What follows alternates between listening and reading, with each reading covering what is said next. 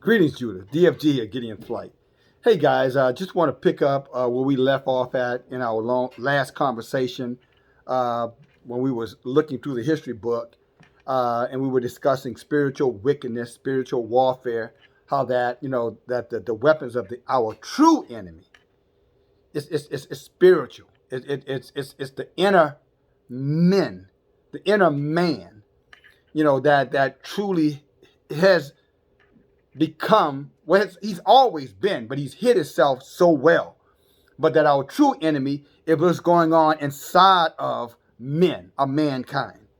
And not necessarily the outer manifestation that we actually see, when sin has taken root, as our brother James said, that when sin has matured, and then we see the wages of that sin, which leads to death or destruction, murder, you follow me?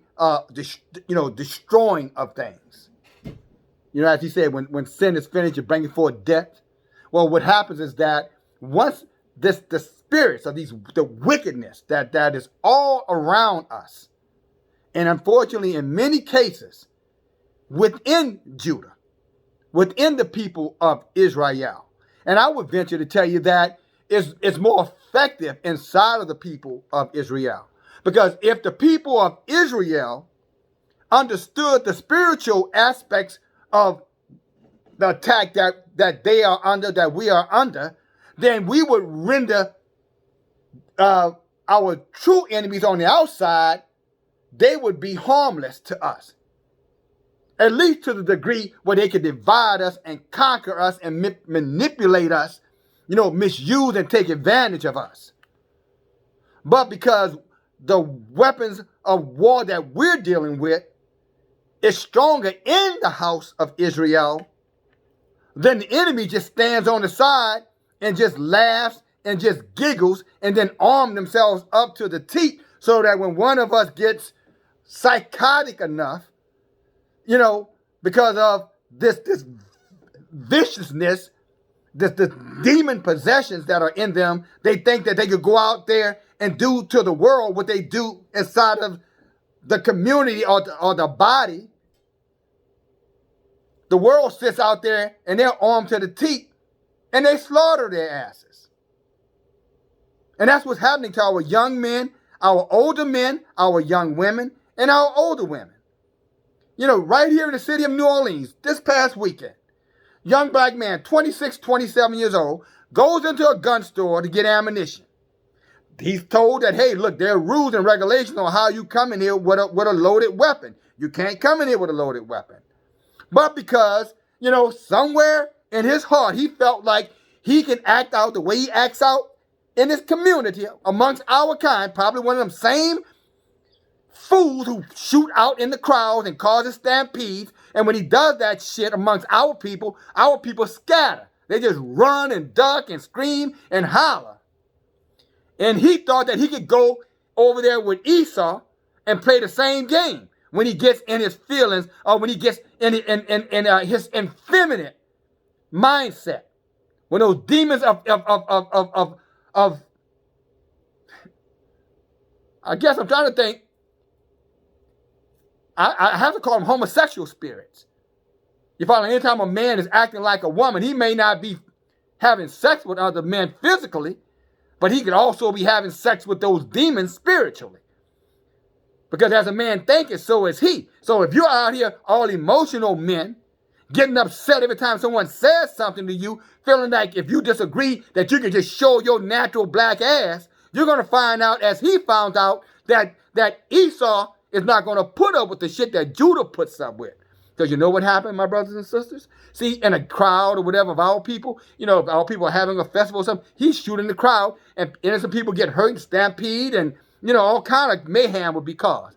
But he went into that gun store. And when he didn't like what they had to say, he got in his feelings again. So what he did, he opens up the door and he takes his weapon and he fires a shot in the air. Well, the minute he let go 1 or 2 rounds, you know what those people inside that shop did? They started unloading on his ass.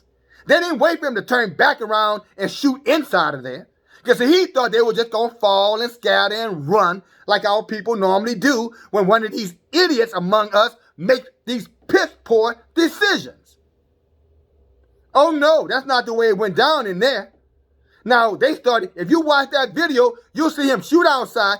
Watch the door. Look at the glass door that's standing next to him and watch that door shatter. You know why that door shattered? Because the minute he shot outside, they start shooting at his ass. He turns around and starts shooting back in there. Obviously, he shoots two people. And then he has the audacity to run in the parking lot. And for what I understand, everybody in that damn gun store that had a weapon unloaded on his ass. And guess what?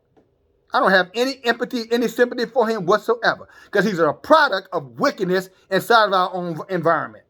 And that's this message that I'm going to share with you today. It's a twofold message. One of those messages is that how that inside of the people, there's jealousy and envy. Not because someone has done something wrong, because someone is just jealous because someone is doing something better than them. When you should be encouraging and being an inspiration to those who are excelling amongst us, our people, our kind, what we have a tendency to do is start to backbite, gossip about them, ridicule them. And this happens even in the families. Let me make it personal for you. Even in my family, one of my sons, I'm going to tell you which one, had the audacity to tell my grandson that he don't want him interacting with his grandfather because his grandfather is trying to brainwash him. Now, how am I trying to brainwash my grandson?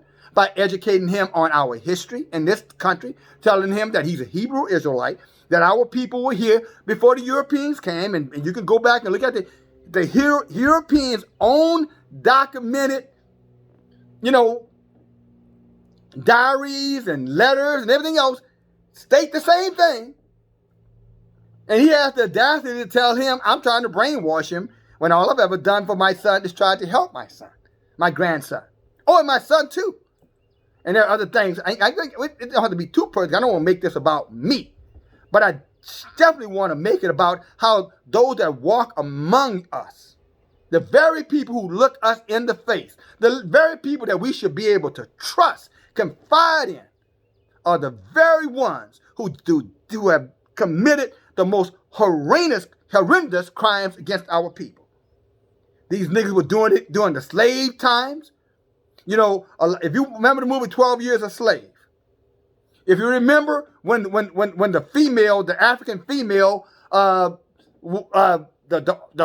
owner got jealous because he thought she was seeing somebody else, and he brought her back and had her stripped down and got a whip out. And when he got that whip out, he didn't whip her. He gave the whip to a nigger on the plantation. And that's who did the whipping. Oh, of course, he all emotional and he's crying. He's got teary eyes because he don't want to do it. Look, see, that's what we got to be careful with. See, because a lot of our people, when you catch their asses in the wrong, then they want to get in their emotions and they want to start sharing these tears and all that kind of shit. That is deception. That is, because if he didn't want to put his hands on that woman, he would have said, look, you can kill me. You're going to have to get another whip now. Or you're going to have to get some other nigga. Because you're going to have two of us to whip now. Because I am not about to put my hands on that woman because of your envy and jealousy. But no, that nigga was so concerned about his own welfare that he did it. And that's exactly what's happening inside of our community right now. It's happening in our internal families. It's happening in the business place. And guess where else it's happening at, my brothers and sisters? In these religious institutions. Because see, that's what this message is going to be about that I'm going to share with you. It's the leadership. It is the leadership, whether it's the leadership at home or it's the leadership, again, in our governmental infrastructures, leadership in the workplace, or worst of all, in the place where we're supposed to be able to get our souls fed. In there, this jealousy and this envy and this murder spirit exists against the righteous amongst us. I didn't say the perfect. I said the righteous among us. Those whose heart are for the people. I mean, genuinely for the people. I like to use this term, perfectly imperfect. And these demons, these principalities who manifest themselves in all kind of shapes and all kind of forms. That's why you should go back and read the book of Jasher, my brother. That's why you need to have all the books. That's why, again, you need to have this book. Because you'll see a classic example of how Satan manifested himself as an old man, as a young man. He even manifested himself as a gulf of water. And he was constantly causing animosity wherever he went. He was either trying to interrupt progress, as these devils do, or he was trying to misinform, taking good information and mixing it with lies to stop the work of Yahuwah amongst the people. See, Yahuwah always had a plan for us to move us out of this bondage. He had never intended for us to be enslaved. But because of our own rebellion, because of traitors at the very top of our communities, at the very top of people that we have trusted, because of traitors, Judas Iscariots, Jezebels, Ahabs, Balaams, and I can go on and on and on. But because of these Absalons, these wicked demons among us, King Saul, Yah had to judge the whole people, because these devils kept on as they do now, leading the masses amongst us astray. Because unfortunately, the masses of us are like sheeple. We love to hear bullshit. We love to hear gossip. We love to hear somebody throwing one of our own kind down under the bus to be trampled on.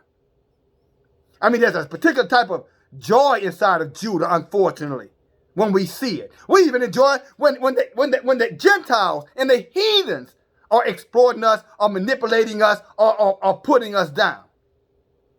I mean, after all, how many of our people went out and voted for Biden, who for 40 some odd years had made nothing but legislation that were harmful to our families?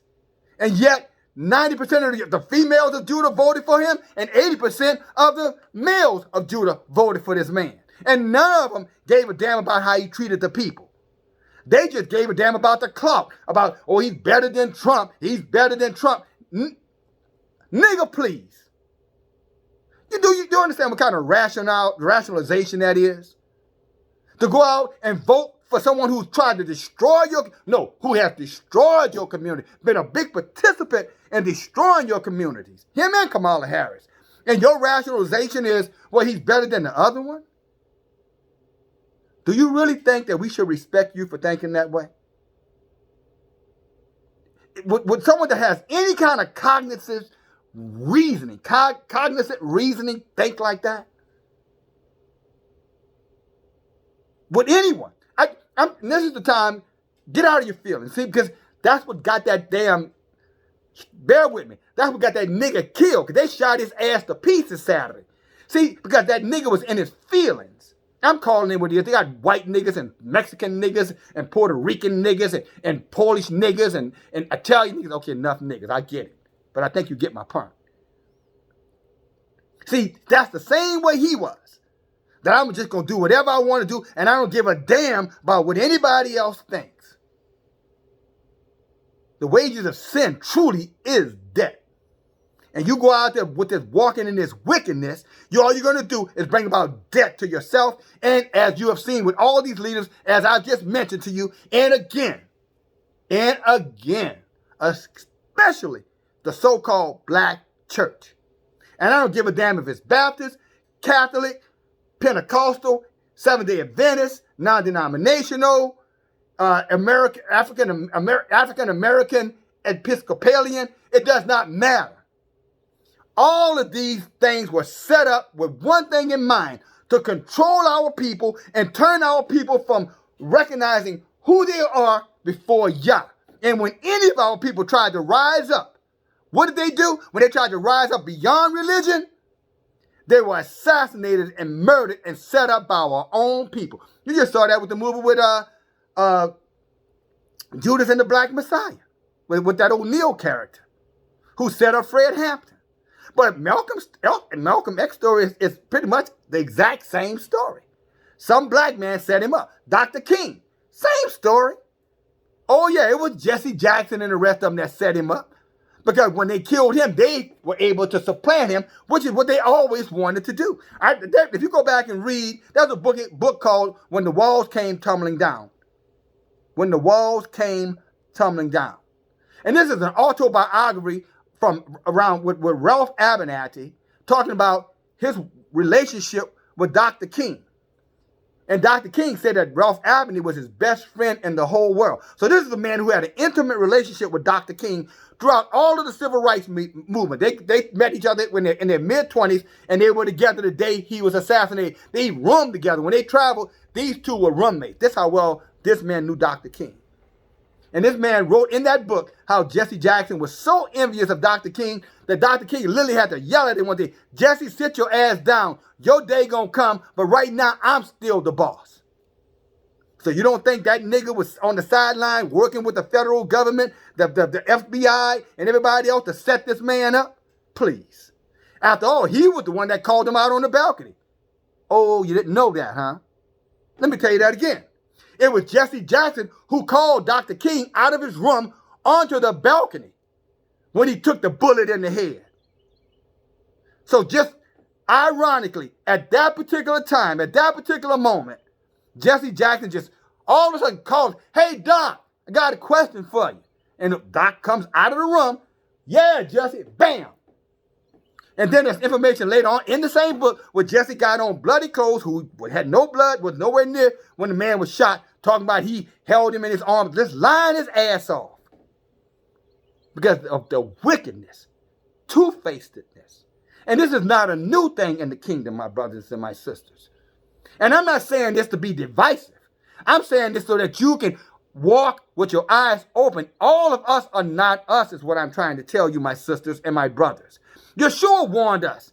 He said, beware of wolves in sheep's clothing. He said, don't judge a tree before the season. Know the tree by the fruit that it bears. In other words, look at their behavior. So I can stand there all I want to talk about how great my son is and da. But at the end of the day, I got to deal with the reality of it. His ass is wicked. He's my son. I love him. But his ass is wicked. I'm not going to cover for him. And not only is he wicked, he's demonstrating that wickedness towards me. With my own grandchildren. Unjustly. How you think that makes me feel? Betrayed? Yeah. Undermined? Yeah. Backstabbed? Yeah. Used? Yeah. Abused? Yeah. I go on and on and on. But I only share because I'm not the only one that's dealing with this. But my problem is the same problem many of you have. Many of our people have. We won't come out from amongst them. We put up with their shit. When we see a traitor, we should ostracize him. Quite frankly, when we see a traitor, we should do everything in our power to destroy them. You heard what I said, right? I said, when we find traitors amongst the people, we should do everything possible to destroy them. Now, you say, well, what do you mean by that, DFG, destroy them? Well, I'll tell you what I don't mean. I don't mean by, ruining their reputation, going around telling people to be careful about them, don't invite them, to the house. No, I'm not talking about that. Although you shouldn't do those things. When I say destroy, treat them like our ancestors would have treated them. Do you know in our laws that if a child was disrespectful to a parent, and that child was called out before the elders, and the elders questioned that child and saw rebellion in that child, you know what we were commanded to do as a people? Take that bastard out back and stone his or her ass to death. I didn't write it. Moses wrote it. And who gave it to Moses? The angels who were under the commandment of Yah, who wrote it and gave it to them. They wrote it, put it in Moses' hand, and Moses went out and administered that truth to everybody. That's what Yah thinks about it. So you can judge me if you like, my brothers and sisters. What you really should do is just share this video so that the rest of those people who fit some of the things that I'm talking about, or some of you who are being victimized by the very things that I'm talking about, Maybe you can't articulate it as well. Or maybe you need something to back up what you're saying, like I'm going to share with you in the book to get your point across. But whatever way you go, if you don't go, my brothers and sisters, this stuff that's happening to our people is going to continue on till our children get destroyed. My grandchildren are already at risk because of a devil in the house. Not in the house, but I'm talking about in the family. And what Yah decides to do with him, that Yah will be done. And again, not sharing this, it may sound like, no, I'm just giving it to you like it is. Because again, I'm not the only one going through this. And most of our people, most of you guys who are going through it, you don't know how to deal with it either. Some of you have just made a decision to cut their asses off and be done with them. Kudos to you. Power to you. As it's saying, power to the people. But many of us are like me. You're kind of conflicted. Because you cherish that relationship. You want that relationship. You have done the best you can to cultivate that relationship, although you may have made your mistakes along the way. But now you're realizing that you're putting, as the scripture say, money in bags with holes in it. In other words, you're wasting your time. And there comes a point that wisdom needs to kick in. Intelligence needs to kick in. And at that point, you got to cut it off. You got to cut them off. If not, they're going to continue to weigh you down. They're going to continue to weigh you down. And guess what? At the end of the day, you're going to be worse for it. And they're going to be still walking around talking, slandering, and being disrespectful. The scripture says, honor your mother and father all the days of your life that you may be prosperous and live a long, healthy life.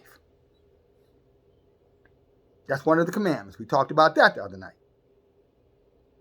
Now, with all grace, and I do appreciate you guys letting me testify, all right, about my own, issue, at least one of my issues. I've got many of them like you have. But I'm not going to go in there. This is not about me. But I shine a light on me and taking the step so that you are willing to shine that light or let that light shine on you too so you can take that step. We're not talking about killing nobody, by the way. But let Yah will be done. But I know Yah knows how to deal with the rebellious amongst us. He knows how to deal with them.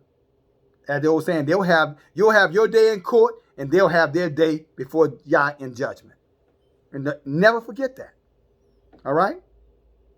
After you've done everything that you can do, you release it. That's what you have to do. That's what you're commanded to do. You don't cast your pearls to the pigs. You don't give what's precious to dogs. Because you know what a dog going to do with it and you know what a pig is going to do with it. Both of them are going to disrespect it continually. The more you give, the more disrespect you're going to get. So at some point, you have to step back, wisen up, and stop, get out of your emotions, get out of your feelings, and say, you know what, I'm going to do what Yah says to do. And if Yah say cast them among, let their asses go, let them go. And don't go looking for them either. Don't reach out. Don't call. Don't inquire. Let them go. When Yah finish dealing with them, if he intends for them to come back, they'll be back. But they'll come back humble, meek, and repentant, as we saw with the prodigal son. Otherwise, count it as a healthy loss. Sometimes Yah just need to purge us from these things that are constantly dragging us down through our journey as we try to improve. Satan will always send an adversary there to try to get you to look the other way, to take your mind off the objective, to get you distracted, as he did with the church. Because see, this church system that you and I know of, and I'm mentioning them, this was all set up by our oppressors. This whole religion was set up by your oppressor.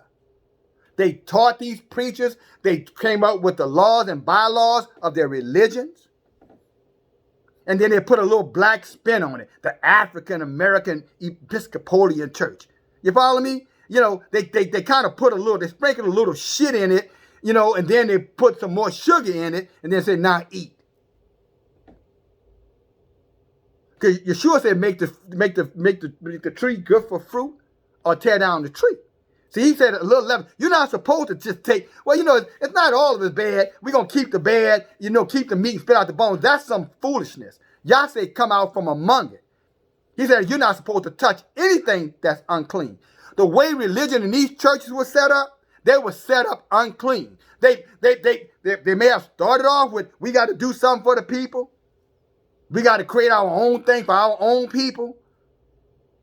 But what they did, they just took and put a black face on a white thing. How is that helping the people? They're teaching the same lies in the black church that they're teaching in the white churches. So if you're questioning me, then answer that question. If this is not the religion of the enemy, then why can you go anywhere around the world, any of these religions that our people are practicing, you'll see other heathen groups practicing those same religions, and they're teaching the exact same thing that our people are teaching to the people. Explain that.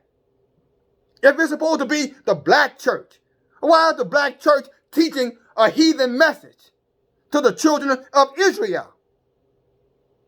That's my question. Why are they teaching the same slave doctrine? Because they're not getting into the meat and potatoes of the book. They're not teaching out of Jasher. They're not teaching out of Enoch. They're not even teaching out of Revelations. There are many of the books. They totally avoid these books. Why? Why do you think that is? Because their white slave masters have paid them off not to teach it. And guess what? They willingly went along with it. Well, I guess if they're paid off and you're doing it because you got paid, then like Judas.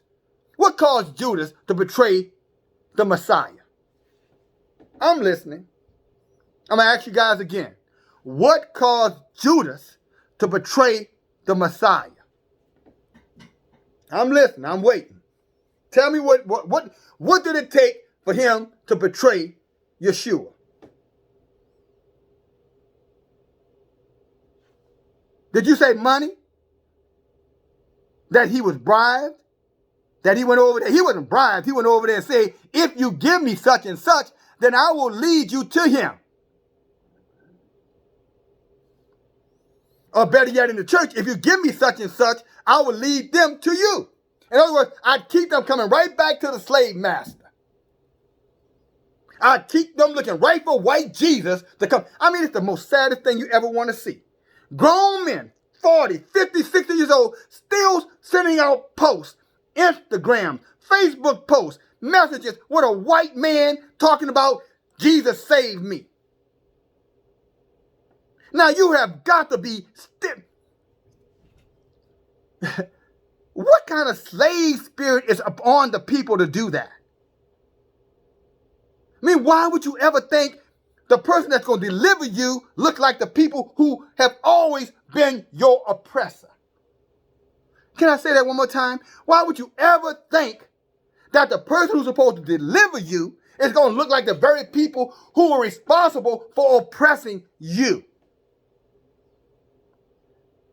Look, there are those times, some of us sit back and say, now look, now,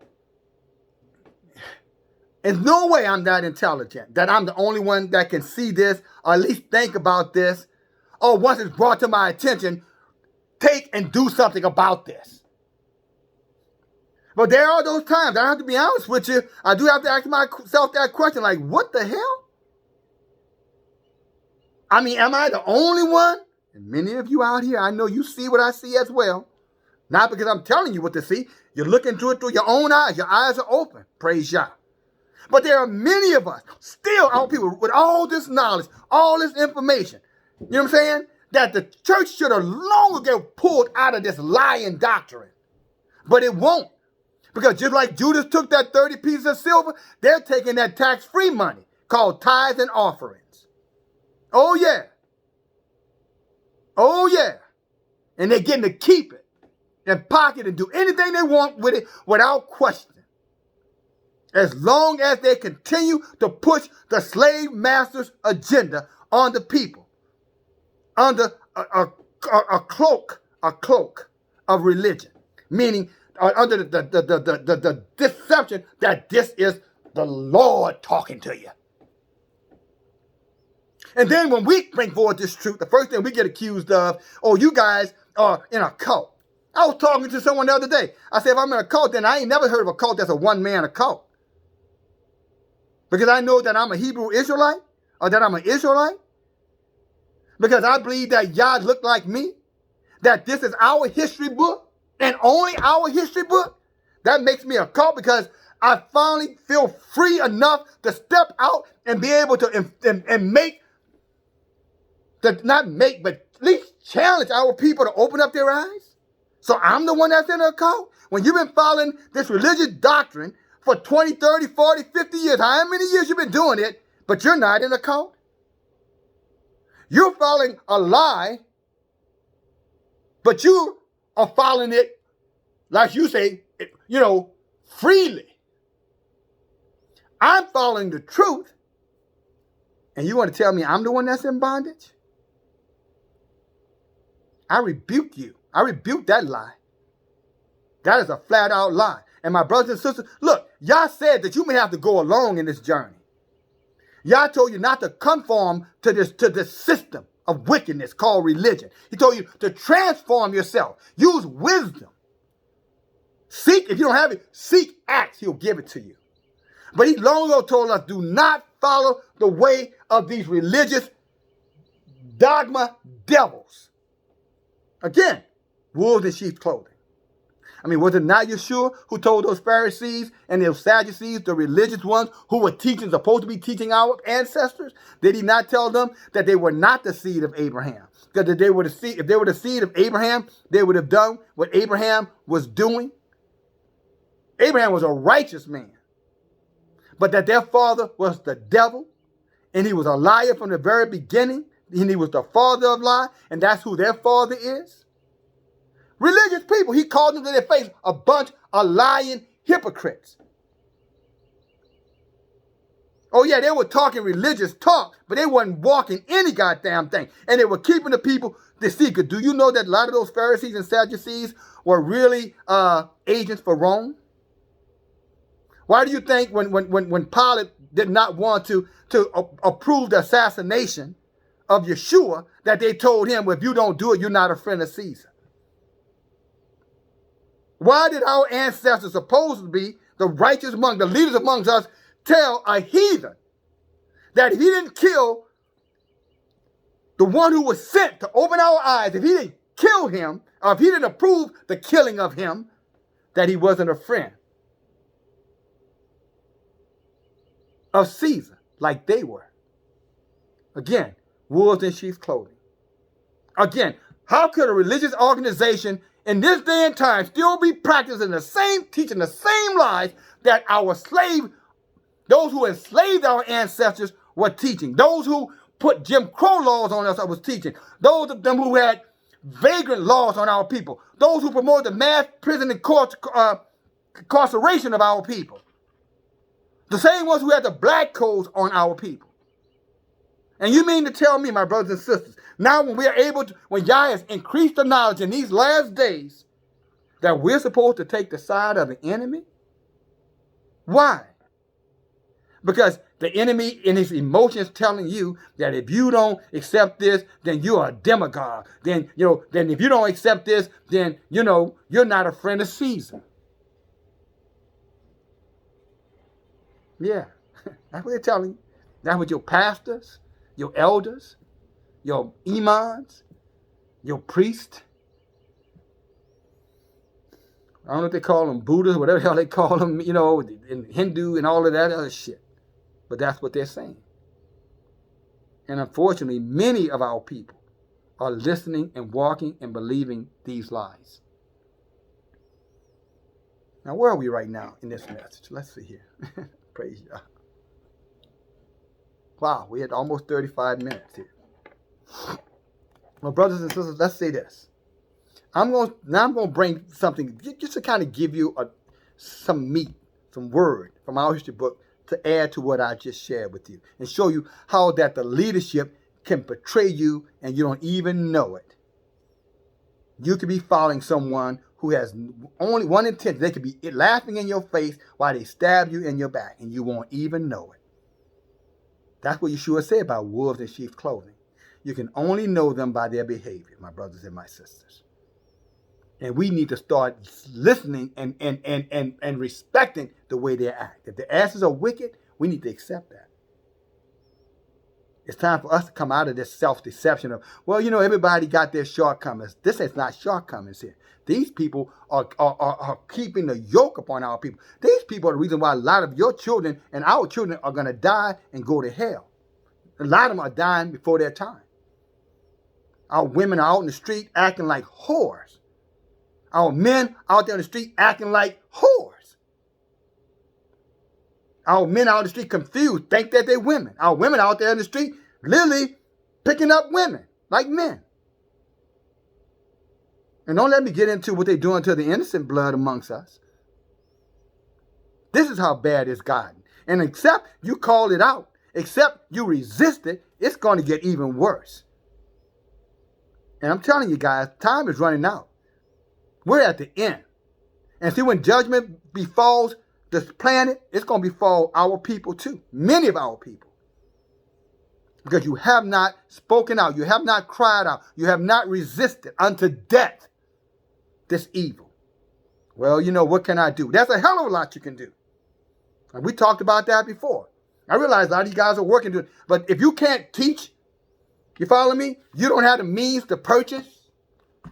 You don't have the time to go. Then why? Tell me, other than just your feelings about what somebody may think about, why you can't share this information.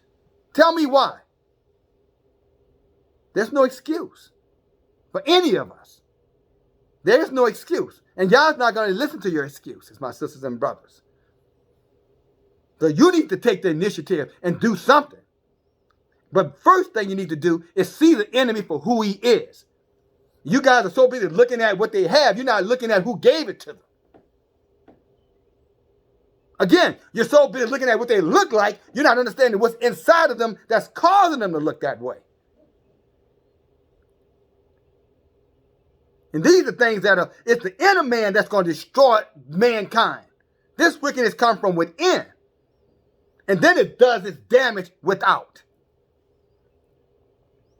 But she's so fly and he's so cool that, and Shorty don't know what to do. Well, I tell you what, Shorty better figure it out while he still got another minute left of life before it's too damn late for Shorty.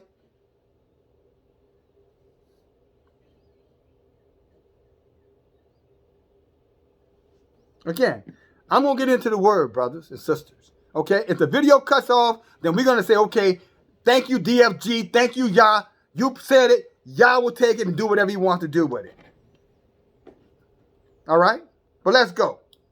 1 Samuel, chapter 18. And it came to pass when he had made an end of speaking to Saul. Now, Saul was the first king of our people. Saul was the wretched one who, when Yah gave him a commandment, he decided to do what he wanted to keep, what he wanted to keep, and then destroy the rest of it. That's many of us. He was a great compromiser. Well, I don't like this, so I'm not going to do this. It's like these devils in these churches again. Well, look, those books are not canonized books. And those books, you're not supposed to be studying those books. But these books, line their asses off. Who gave them the authority to decide what book should be in our book and what book should not be?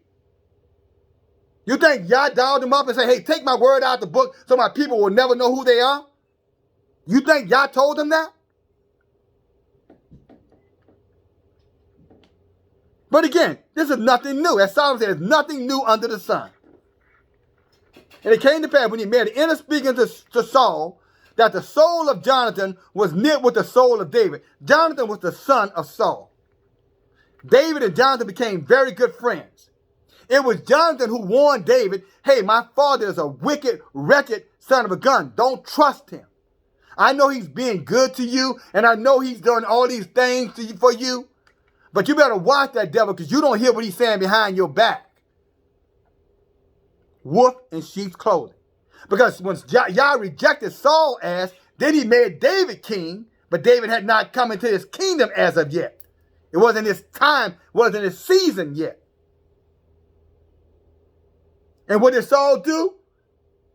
Instead of accepting his judgment, he went out about doing what? Let's see what he did. Same thing the church is doing now to all these people inside of these churches. Instead of them coming out of the slave religion, what they do, they're pushing us farther and deeper into it. And now they're using these devils to tell us that we need to go get inoculated. Because somehow or another, we're the sickest people on the planet when there's no evidence to back that shit up. And many of our people, just like they follow these Congress people and these rallying people and these agents for Kamala Harris and Biden and went to that vote and boom, put that devil in, they're going to do the same thing and manipulate our people right into early death by taking something that y'all never told us we needed to take. By telling you you sick. Now, nothing wrong with you, but you sick. Well, you can be ace. Okay, let me stop. You don't have to have any signs of being sick, but you still sick. If that's not the biggest piece of bullshit you ever want to hear. But we're buying it. Ox knows his owner, ass knows his master, but my people don't have a damn clue, is what Isaiah said about us as a whole nation. Not everybody, but as a nation of people. And then Shaul took him by that day and let him go no more to his father's house. In other words, he took David and said, okay, David, you're a good guy. You got a lot of potential. And, I can see you're going to do great things one day. So, let me mentor you. Now watch what the mentor is going to do to the mentee. All right? Verse 4. And Jonathan stripped himself of his clothes, his robe. Okay, we don't need to get into all that. That's just Jonathan and David's friendship. There's a bond between these two brothers, two men. And David went out and wherever Saul sent him, he behaved himself wisely. See, just because the church is telling you that these things are not true and that you don't need to follow the laws, statutes, and commandments of Yah to the best of your ability, you need to act wisely and say, you can say whatever the hell y'all want to say. But according to the book, Revelation 22 and 14, that those who don't keep the commandments are going to be cast out with everyone else who's getting cast out. The book ends that way. But they're telling you, you don't need to keep any of that. Well, don't you go back and explain then Revelation 22, 14 through 15. So they're telling you the law is done away with and you don't have to keep. Then ask them, well, how is it done away when the end of the book is talking about it? Because they lie.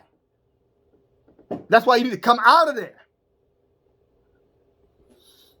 And David went whatsoever Saul sent him and behaved himself wisely. And Saul set him to be over the men of war. And he was accepted in the sight of all the people, and also in the sight of Saul's servants. And it came to pass, as they came when David was returned from the slaughter of the Philistines, that the women came out of the cities, saying and dancing. And they met King Saul with tamarets and joy and with instruments of music. And the women answered one another, and they played, and they said, Saul has slain thousands, and David his tens of thousands. See, now the women are recognizing the wisdom. Because, see, David, when you're in your right mind, my brothers and sisters, Yah will set you up. You brothers who are struggling, finding your place in this world, you come back to Yah. He's going to lead you with wisdom, and you're going to be where you need to be. I mean, it's not much time left, but Yah didn't tell us to go to sleep because the end is near. He said, no, you need to keep on striving harder as you know the days draw near. But Yah can get you right where you need to be. But as long as you keep on following this wickedness, or think you got to be connected to these dark sciences out here, these Boule groups, these Mason groups, these fraternity groups, etc., these church groups, you're going to stay right there where you are. And you're always going to be begging them for access. And they're going to always have the power to, if they turned it on, they're going to always have the power to turn it off. In other words, if they give you that access, they have the power to take it away. Why would you put your trust in something like that? Why? You're going to find out when you need these devils the most, these devils are going to be nowhere to be found. But that's going to be a hard lesson for many of you to deal with because of your rebellion. See, when Saul got rejected, he couldn't deal with it. Now he's walking in jealousy. But he's lying. He's pretending like he loves this man who's a part of his army. His number one guy. But the whole time, he's setting this guy up to kill him. Watch. And Saul got very angry at the saying, and it displeased them. And then he ascribed it to David 10,000. He said, how can they say David is better than me? Well, because David outperformed your ass. What do you want him to say? Then Yeshua said the last will be first, and the first shall be last. What do they got to do with anything? If you're a soldier, it shouldn't have mattered to you. You should have been proud of him for overachieving. After all, who are you fighting? David or the enemy, Saul? Obviously, you were fighting for recognition. David was fighting for Yah. In other words, for the people, as many of us are doing. We're not doing this stuff for the church or for recognition or financial gain. We're doing this for Yah, my sisters and my brothers. I know DFG is doing it for Yah. And I know I'm not the only one. Many of you are doing it for Yah. I see it in your comments. I see it in your video platforms. Praise Yah. And Saul eyed David from that day forward. From that day forward, he got jealous of this man, and now he's plotting against this man. See, many of you got people right in your inner circle, even family members, as I said earlier, who you think love you, and they're plotting against your destruction the whole time. And many of you, if you don't open your eyes up, it's going to happen to you too late. You better be circumspect. You need to learn how to be prudent. You better, like the scripture, redeem the time to the days of evil. You better know who's around you. You better be able to separate the just from the unjust. And you say, well, how am I supposed to know? Their actions, my sisters and my brothers, their behavior. And anybody that's leading you and keeping you enslaved, your minds, using the same system that they used to enslave our ancestors, if they're teaching and preaching that right now in these churches, what else do you need to know? Maybe you can tell me. Tell me, what else do you need to know? That's not enough for you? As the old saying, a tiger won't change its stripe, nor a leopard its spots. How is this a mystery for you? Because you refuse to come out. Because you want to be a part of the lie. Because it makes you feel special, a part of something. The only thing you should be thinking about being part of, my brothers and sisters, is the body of Yah. That's the only thing that should matter. That's the only thing that mattered to David. Now, David was loyal to Saul's wicked ass, I might add. But David wasn't out there fighting for Saul. He was out there fighting for Yah. Oh, you don't believe me? Well, remember when he was before the fight with Goliath? And they started asking him about, why y'all letting this uncircumcised giant talk shit to the people? Don't y'all know that he's blaspheming, Elohim? Don't y'all know that Yah is with y'all? Because I know he's with me. Because I was out there and I killed a lion and I killed a bear. And if Yah was with me to kill these things, surely I can kill this big filthy fool. See, David was always after Yah's own heart. David was always serving Yah. He even served the leadership because he knew serving the leadership would be honoring Yah. Until it got so bad that he couldn't follow Saul no more. At some point he realized, wait a minute. Whatever was in this guy is long gone. A lot of you guys saying, well, I know the heart of my pastor. You might have known the heart of that pastor a long time ago, but are you looking at what he's doing or what she's doing right now? And it shouldn't be no she, by the way. But are you looking at the heart of what he's doing right now? And you still don't see it. You still stuck at what he was when he was 20 and not paying attention to what he's doing at 50. Let me say something else why it comes. I'll show you how wicked the damn so-called black church is.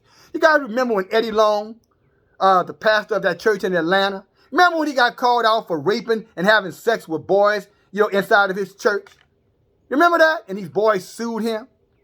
Do you remember that when all that stuff went down and Yah took his wicked ass off this planet by giving him AIDS, Yah judged him, so man didn't have to.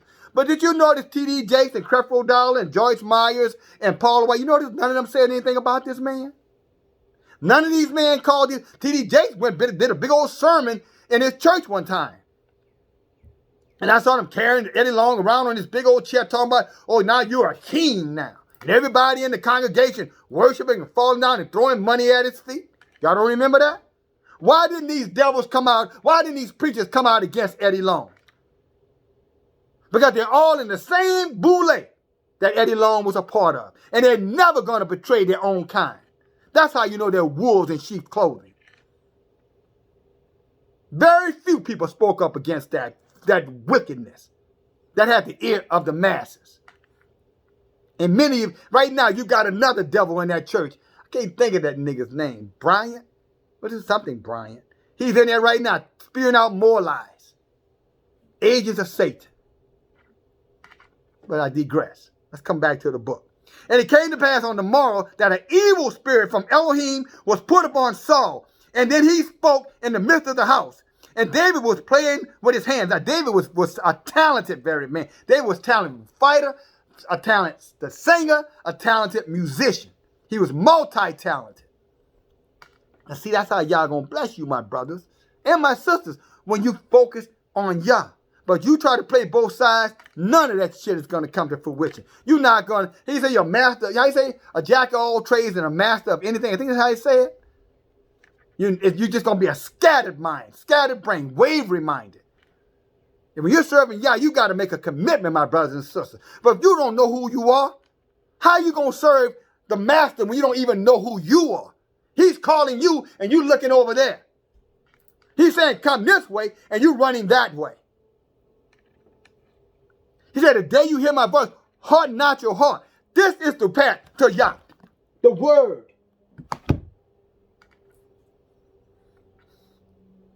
And then Saul, with this evil spirit, took a javelin, a spear, and he planted to kill David with it.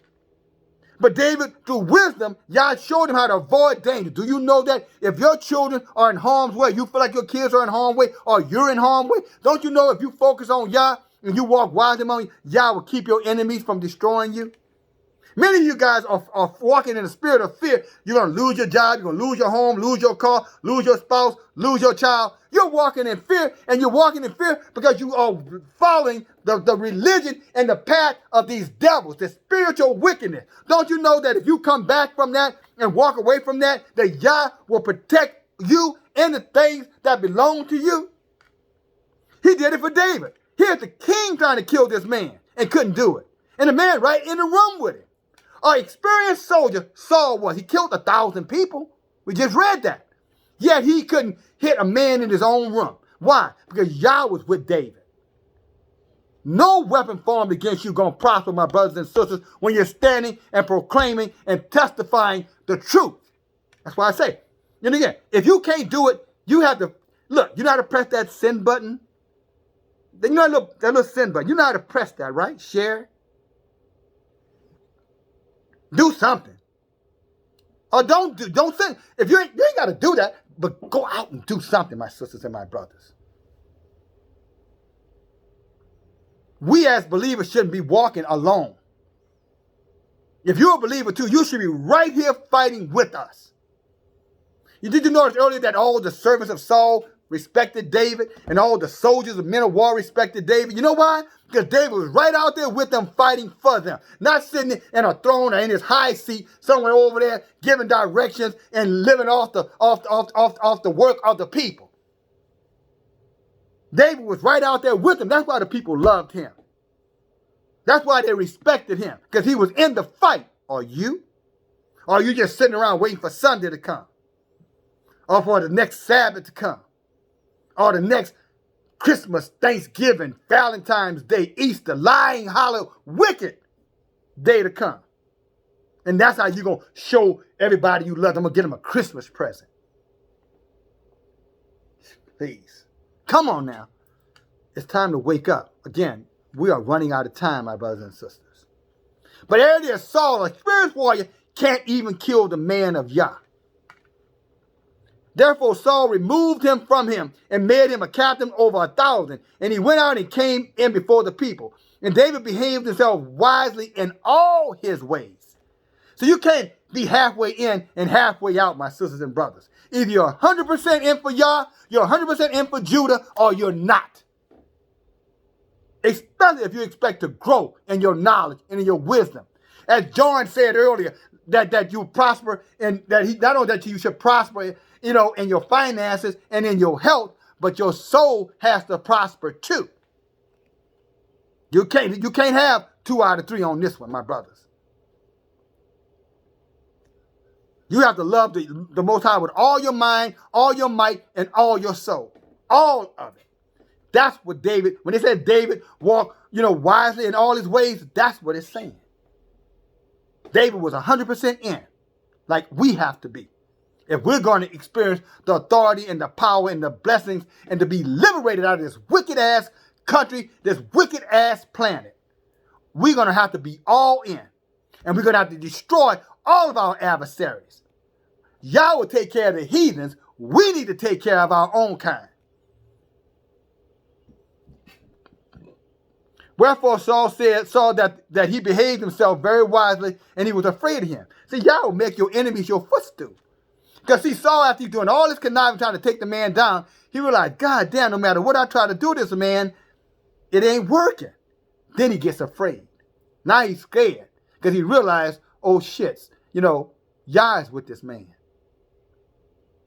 You see, when the enemy knows Yah is with you, the enemy, he will start thinking twice before he tries to bring harm into your home, into your workplace, into your family members. But you have to establish that relationship between you and Yah so the enemy knows not to F with you. See, Saul is a fleshly demonstration of how Satan works in the dark. Always roaming around looking for angles, looking for some way to attack you, to catch you with your guards down, not paying attention, not focused, not walking wisely. Walking in the knowledge, law, statutes, and commandments, again, of Yah, to the best of one's ability. And not making excuses for when you don't do it, when you know you could have done it. Praise Yah. But all of Israel and Judah loved David because he went out and came in before them. You see? You look at these wicked churches, they ain't doing nothing in the communities that they're in. So they're not coming in and going out for the people inside of these communities. They're not doing anything. Or they'll put some old food that somebody donated, or they'll take a little pictures of their tithes and go buy some stuff. Oh, we only got enough. When they're gone, they're gone. They'll do that kind of shit, tokenism. But if it came down to feeding the community or closing down that goddamn hellhole they call the church, guess which one they're supposed to be choosing? Oh yeah, they're supposed to sell the goddamn church and feed the people. You think they're going to do that? Which one you saw do that? Yet you're running in there, many of you, every Sunday talking about, oh, we're doing things in the community. Really? Really? I want all of you who are walking these, I want you to go on do yourself a favor. Say it that way. Take a 10-block walk around wherever your church is and tell me if you see poverty there. And see if the people in that community believe that your pastor is coming in and going, not driving his car down the street, driving his car back. No, is he out there with the people? When you get 10 blocks, ask the people, well, is pastor over here yesterday? Did you see pastor this morning? Is pastor helping y'all? Watch what's going to happen. They're like, who the hell are you talking about? What pastor? And you running right in there behind him. After I'm telling you, my brothers and sisters, look, whatever befalls him, it's going to befall you too. He is not your excuse to get out of jail free. I'm just telling you, you had better come out of there. And you better warn the people that you love that they need to come out of there. If they don't, it's on them, but you had better warn them. You are commissioned by Yah to go out and teach the truth. If you're a believer, if you're in the way.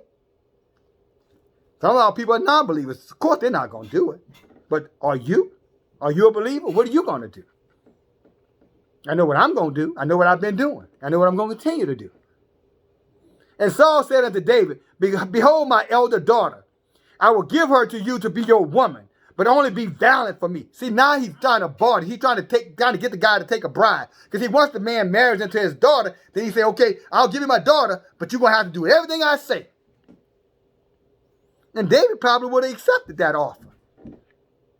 Because David doesn't know that this is a wolf in sheep's clothing. Many of you are suffering, are accepting deals, and you don't know what's behind the deal. A lot of these wicked ass men are coming to you. A lot of you women who are wicked too. And he got a nice house, he got a nice car, he got a nice job, and you're buying right into that foolishness. Because he's enticing you. And you because of your own greed, and you're not stepping back and vetting this man. And say, wait a minute, I don't see any signs of Yah in you. Oh, get thee behind me, Satan. No, that's not what you sisters are doing. No, you're running for, how you say, you're running for the bag. For you who don't know the street term, you're running for the money.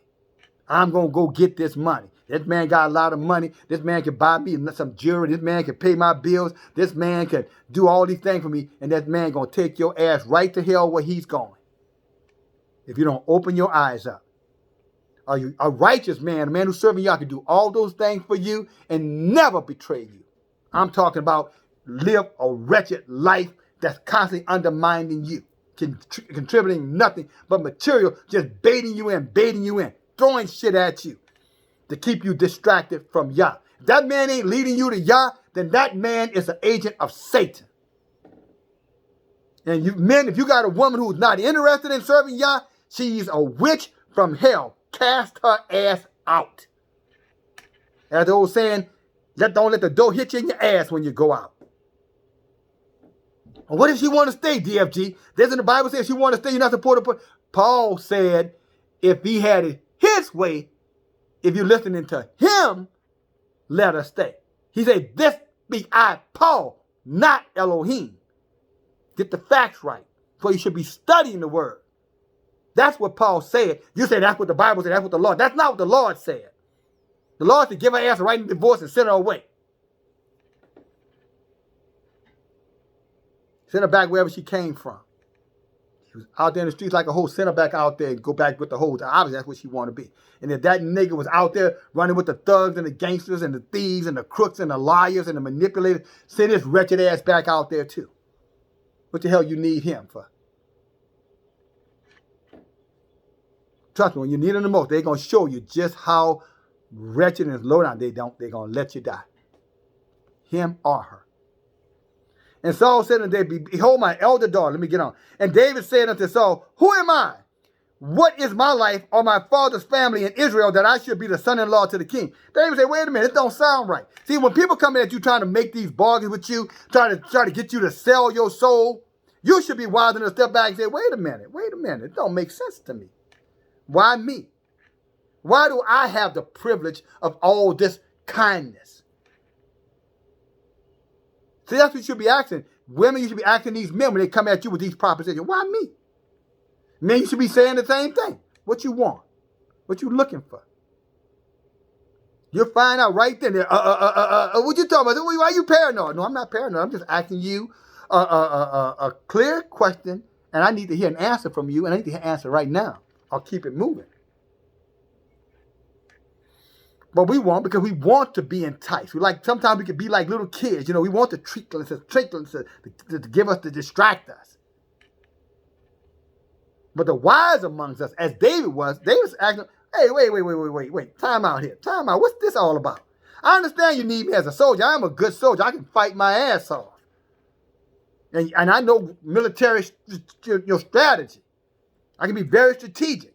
I can run my house very well. So I understand why you want me to be a wife, because I can run my house very well. But are you husband material? Because if he's not, what do you think he's going to do when he get in your house? He's going to wreck it. He's going to wreck it. Trust me, he's going to wreck it. He's going to tear it down. And you're going to regret it.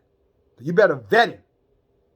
This is Saul. David is vetting Saul now. He's like, okay, I got some questions.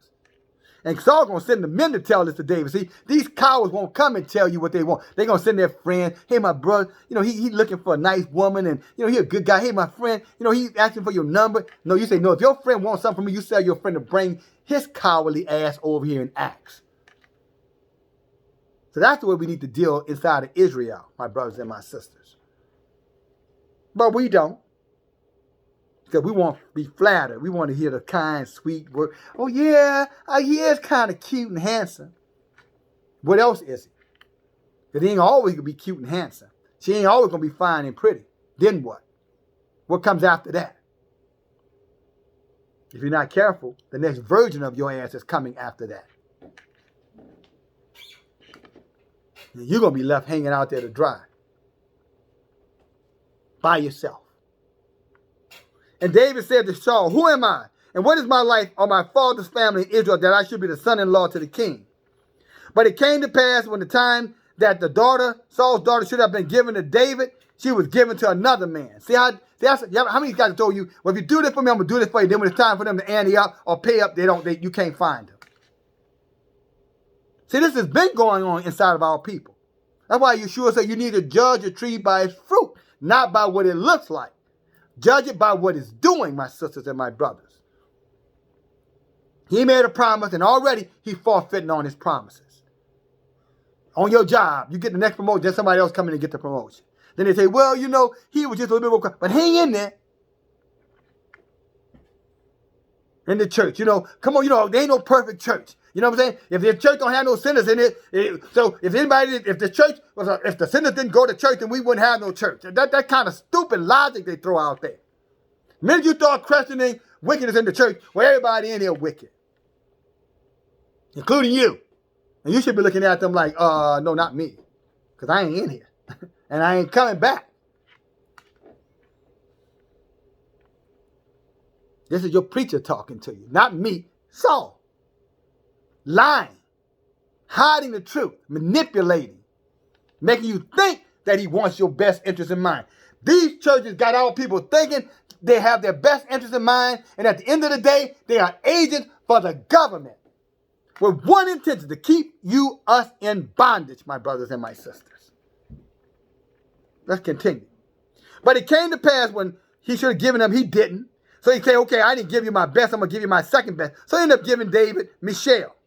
And Saul said, I will give him her, that she may be a snare unto him. You know what a snare? I'm going to give him so she can cause him problems. See, my brother, that's what I'm saying. You need to be careful about who you're selecting as a mate. Especially where she coming from, where she been. What has she been exposed to? Because she could become a snare to you. You think, oh man, I got this beautiful, sexy, fine-ass woman. She got a great job and a great career. But is she your mate? Is she coming to compliment you?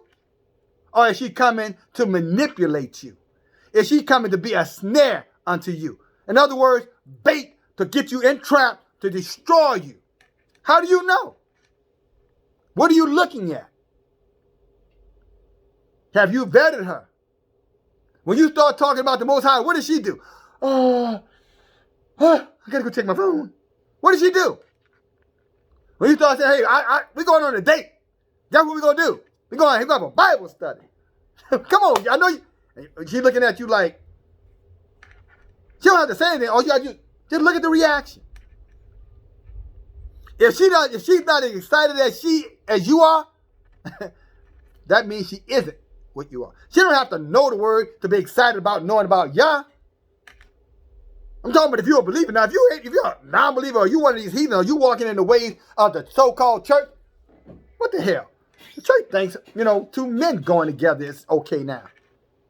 I hear tell that TDJ going around teaching the same doctrine between Jonathan and David, saying it's questionable that they could have been homosexuals.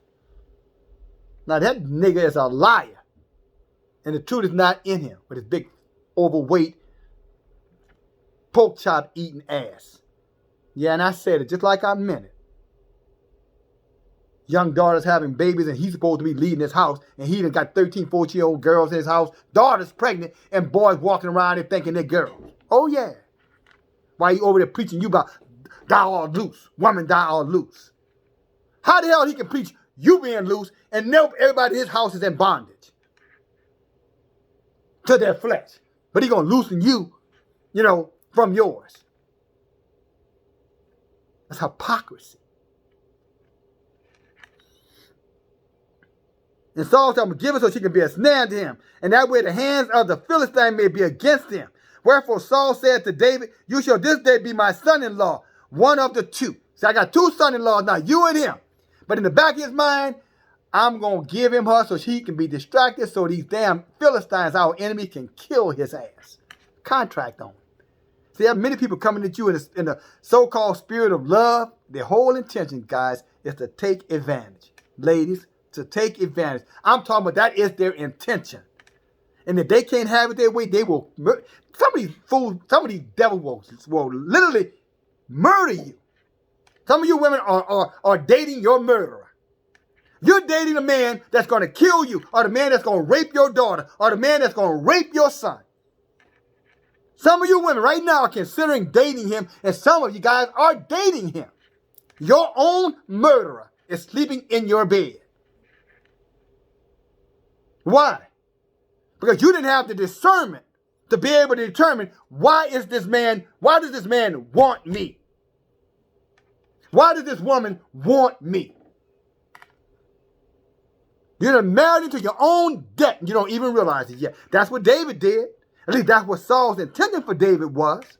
I'm going to give him this woman and I'm going to use her to get him killed. But he ain't telling that David. You're going to be one of my two sons-in-law. Man, we got it. You don't have to pay nothing for her. I don't want nothing from you. I just love me some David. Come on, women. Y'all heard that. And some of your brothers, come on. Y'all done heard that too. You heard it. We've all heard it. Because look what David says after Saul make this off. I kind of got ahead of myself. Verse 23. And Saul's servant spoke to David these words in his ears. And David said, does it seem to you a light thing to be the king's son-in-law, seeing that I am a poor man and lightly esteemed? In other words, I don't have a lot of respect. I don't have a lot of clout. I damn sure don't have no money. Why do the hell I want to be the son-in-law of the king? So you should be asking these questions. Why should I want you to be with you? Or why should I want you with me? We're not evenly yoked. We're not matched up. Or some of these people, your girlfriends, who you claim that they go out there and cheat with other men, sleep around, but you out there hanging out with them and saying, oh no, but I'm not like them. Really? Oh, really? How can two walk together except they agree? David is saying, wait a minute, this don't match up. I'm looking at the obvious. How many of you are looking at the obvious? Same thing with you men. You know, my mother had this old thing. She said, you can't make a whore out of a housewife. Let me say it one more time. My mother had this saying, you cannot make a whore out of a housewife. Yes, she said you can't make a whore. A woman who is all about using her body for self-gain, she can never be a housewife. And she also said to my sisters, if you lay down with dogs, you're going to come up with fleas. Which means he's a female wretched whore, dog, greedy fool. With no discretion, no discipline, and inability to say no. She said, you lay down with that dog, you're going to come back here with fleas. You lay down with the dog, you're going to come back with fleas. See, that's the question David is saying, wait, why me? Why me? What gives me this honor to be the son-in-law of the king? This just don't seem right. And then Saul sent the people. That's how come on, because these devils always send somebody to come out there and try to talk you into some foolishness. See, whenever y'all is dealing with you, you can believe Satan gonna come right behind him and start telling you, oh, no, don't listen to him. He's in a cult. Or don't listen to him. He ain't no good. Or don't listen to her. See, it's always gonna come. So my brothers and my sisters, when you coming in the way, you should expect that. Expect Satan to send these agents to try to distract you, discourage you. I don't know. I wouldn't trust him if I were you. Why? Because your nigga can't be trusted. That's why you telling me this? Why? Because that trap you with can't be trusted. That's why you telling me this? He's always going to have his agents. See, Saul used the agents within his army to go and try to encourage David to buy into this deal.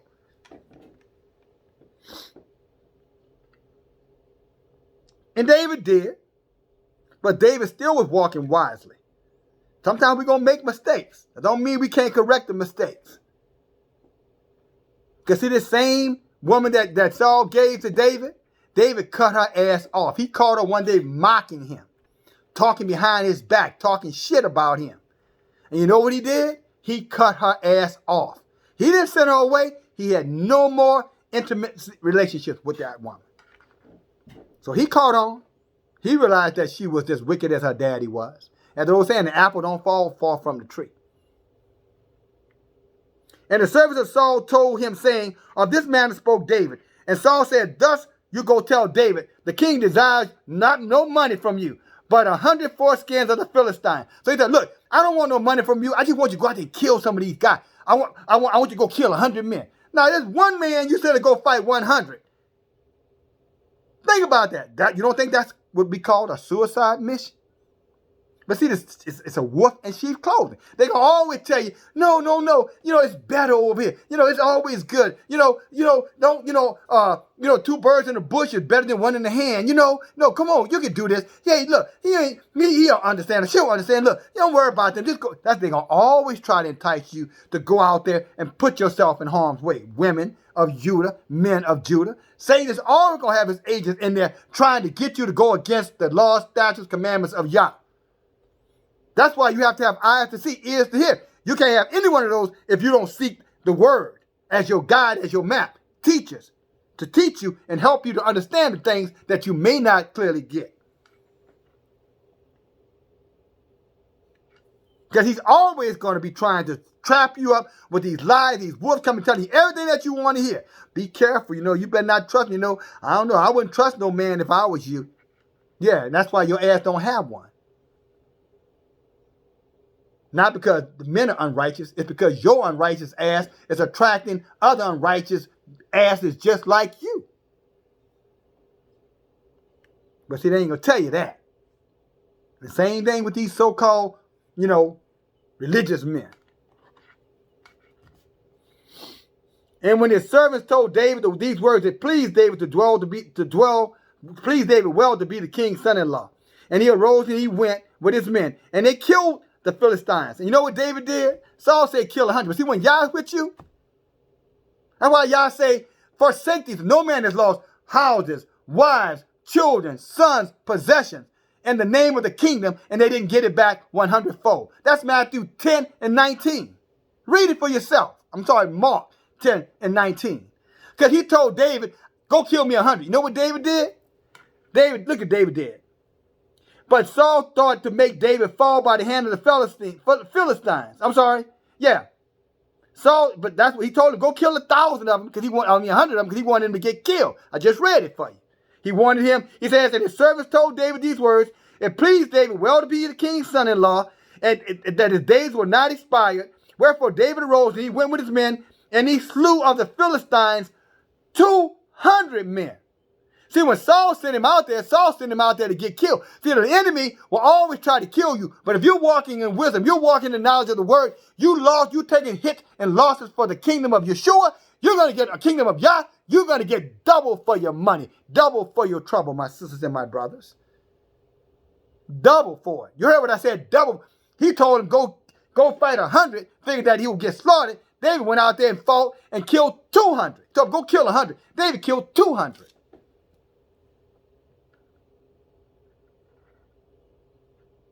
He killed. And again, if you look at verse 25, he says, but Saul thought to make David fall by the hands of the Philistines. But when David went out there, David did not fall. David killed 2 times as many. See, that's Yah working in you, my brothers and sisters. That's when he was saying, in the morning plant your seed, and even not your hand be idle, but you don't know which 2 Yah's going to bless, if not both. See, that's Yah telling you, look, I got you. The question is, do you want me? Do you want to be my bride? Because I want to marry up with you, but I don't want no whores. In other words, if you're going to serve other gods like religion, then I don't want you. But if you're going to marry up to me and you're going to come to me as you are and you're going to walk away from these other kingdoms of the heathens and the whoredoms of these heathens, and you're going to wash your hands with it, then come on to me. And I'm going to take good care of you. That's what Yah is telling us. Come unto me. I'm going to take good care of you. You ain't going to have to worry about what these devils can do to you anymore. Yeah, they're going to continue to try to plot against you, try to set you up, try to destroy your name, try to destroy your reputation, try to destroy your livelihood. But Yah said, don't worry about them. No weapon formed against you going to prosper. I got you. See, that's why DFG is more than willing to take a stand and do to make this commitment for Yah.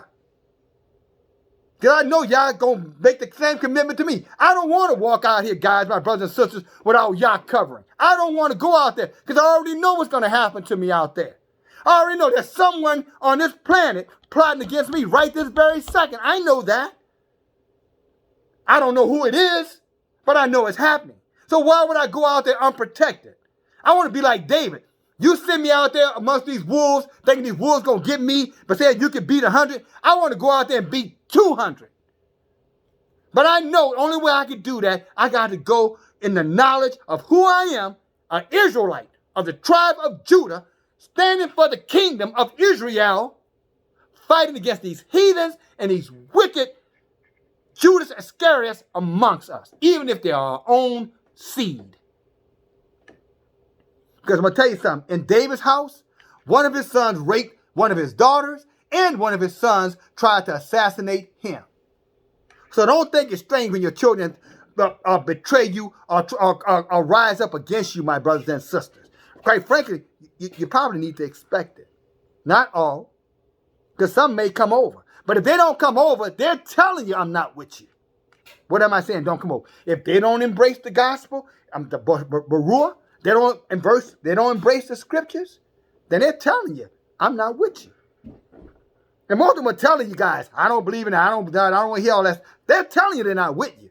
And you're tolerating, and you're still saying, well, it doesn't matter, it's my child. And okay, that snare that you continue to bear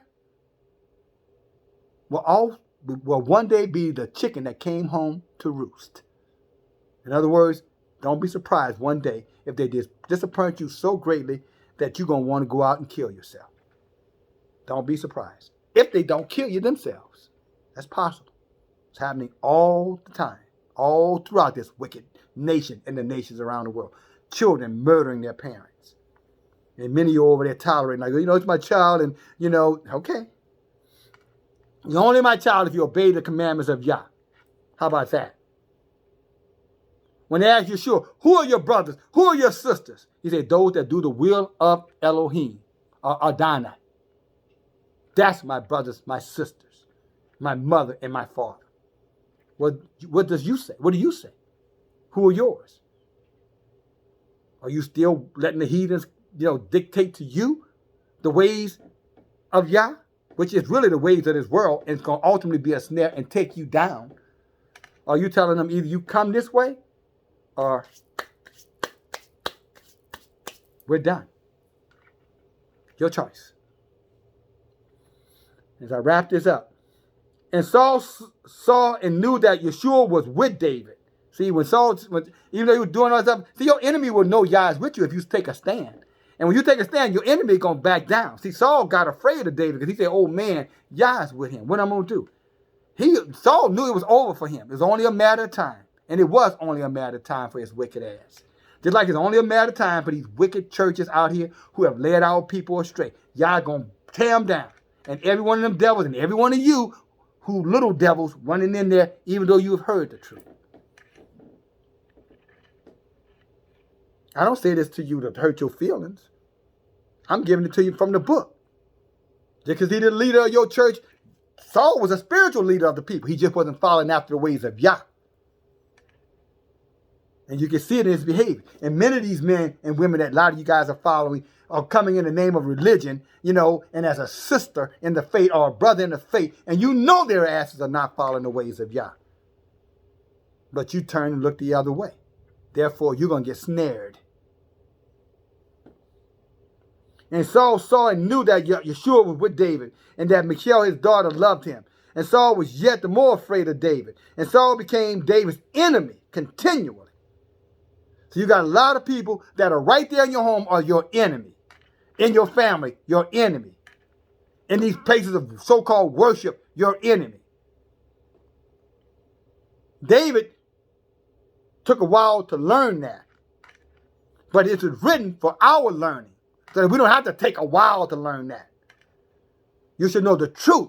When that truth comes to you, you need to acknowledge it. And then move in the knowledge of what you've learned and what you understand. But Saul never embraced David, but he kept on telling David, well, you with me, you my guy, you my greatest one, you the best one on the team. I love you, man. You know we good. Honey, girl, you got us. No matter what happens between you and him, we gonna always be there for you, girl. I don't care. Get rid of that nigga. Let him go. Girl, we got your back. We'll be there for you. And as soon as her ass does it, all of a sudden, them little women nowhere to be found.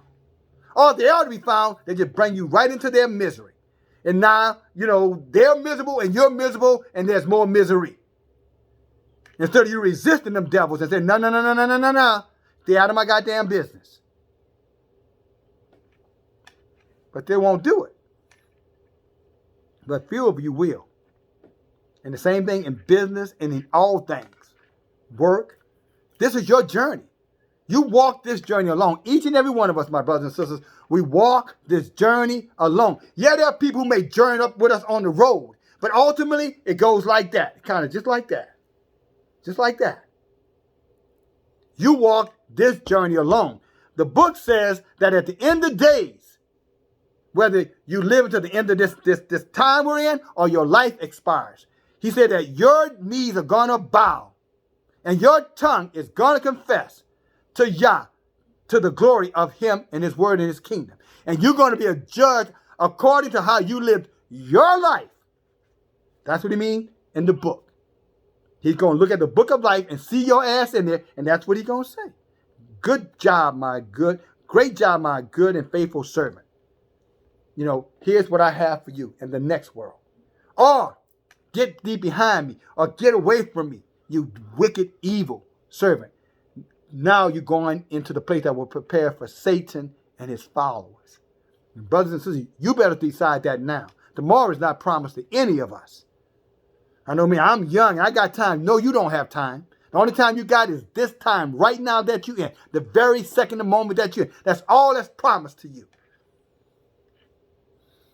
The afternoon, tomorrow, next week, a month from now, you could be at the end of the world because you could be dead and you're going to be standing right before y'all and y'all going to replay this message.